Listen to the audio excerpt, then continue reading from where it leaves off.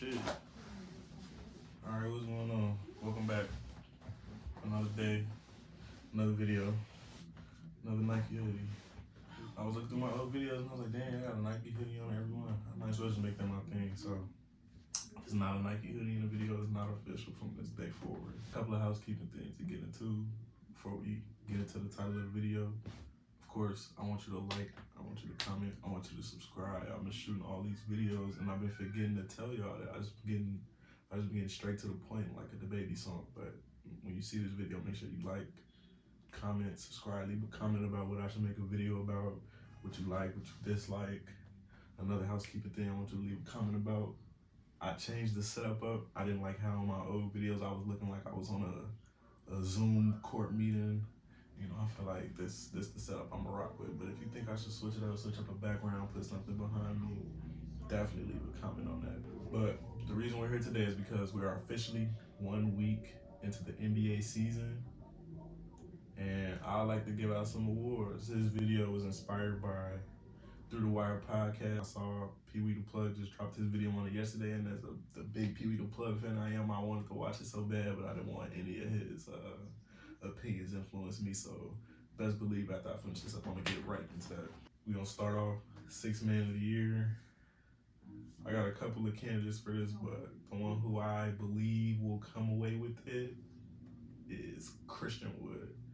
Now, given the way he's playing, I don't think he's going to be coming off the bench for long. But keep in mind, this is only 1 week into the season. And 1 week into the season, Christian Wood coming off that bench, giving you 25 and 10, shooting it officially from the floor, shooting it officially from three.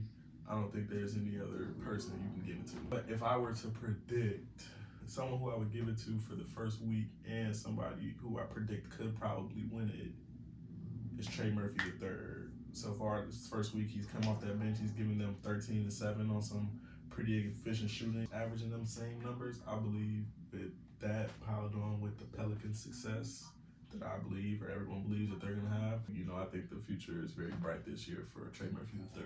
The most improved. This was a really hard one to pick for, but the first week, I gotta go most improved to Nicholas Claxton of the Brooklyn Nets. Last year, Nicholas Claxton was a guy that most teams were not worried about on the offensive side of the ball. Defensively, he showed flashes, but on the offensive side of the ball, no team was worried about Nicholas Claxton this year.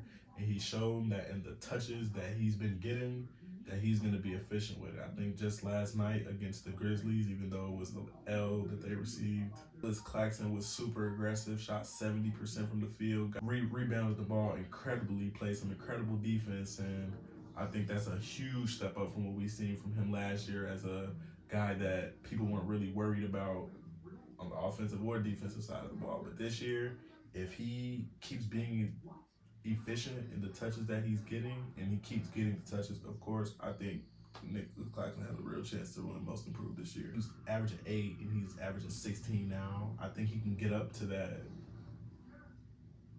20, 21-ish point range if he's getting the touches. Another candidate I have for Most Improved, Devin Vassell. Devin Vassell, the first week of the season, this guy's come out and he looks nothing like he was last year.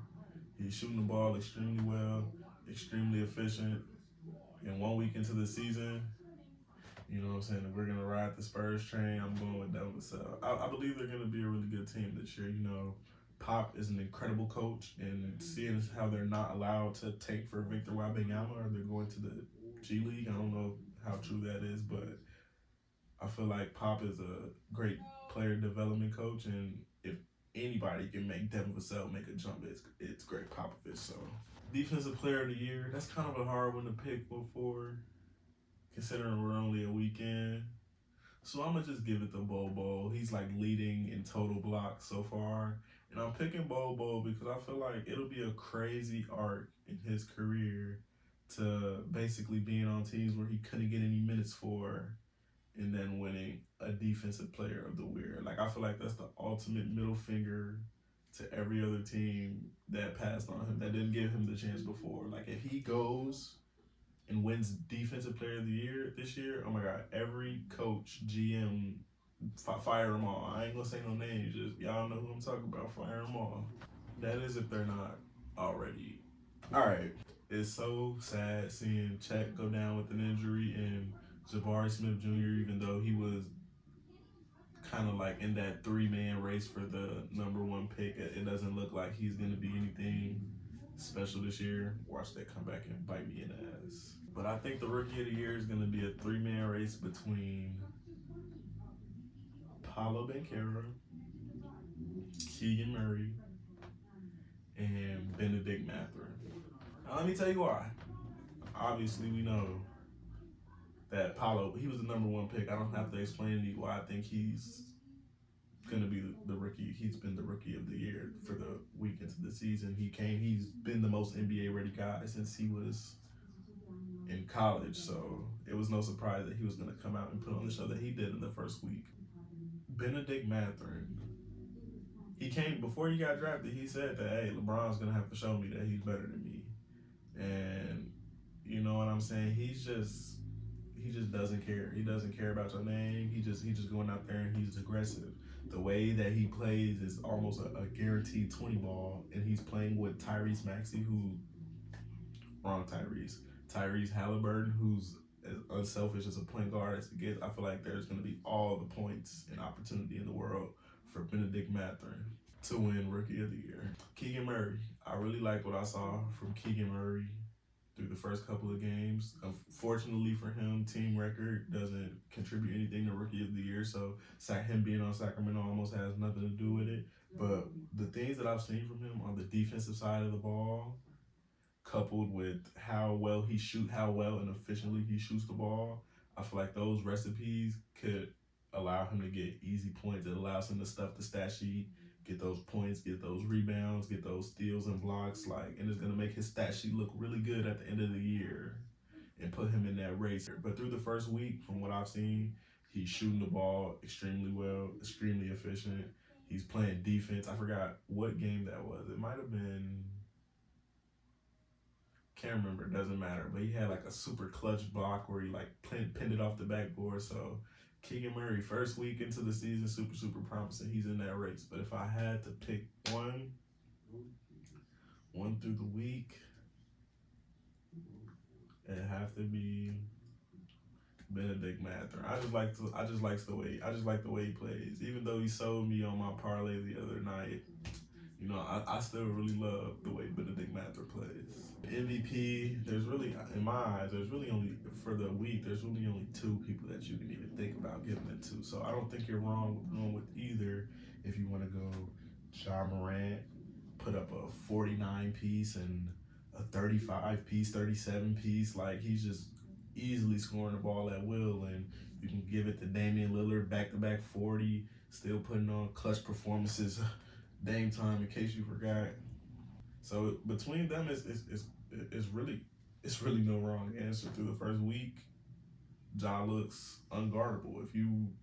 If you ask me who I'm putting my money on to win MVP, I'm picking Ja. He looks like he's about to average 45. Nobody can stop him going to the paint. He's pulling up threes now. Like, he's a supreme decision maker. So it's really like pick your poison with him.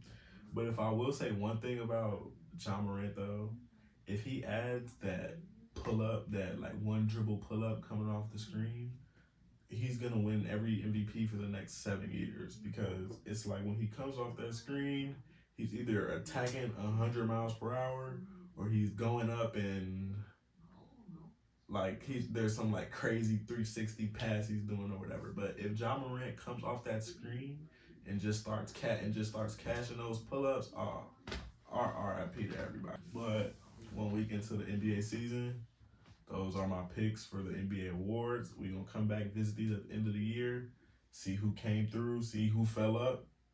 How the hell you do that? See who fell off, see who came up, and leave a comment. Tell me what you think. Tell me who are your picks first week into the season. I hope I ain't forget no awards. Community assist, who gonna get that? Probably Steven Adams. He a nice dude.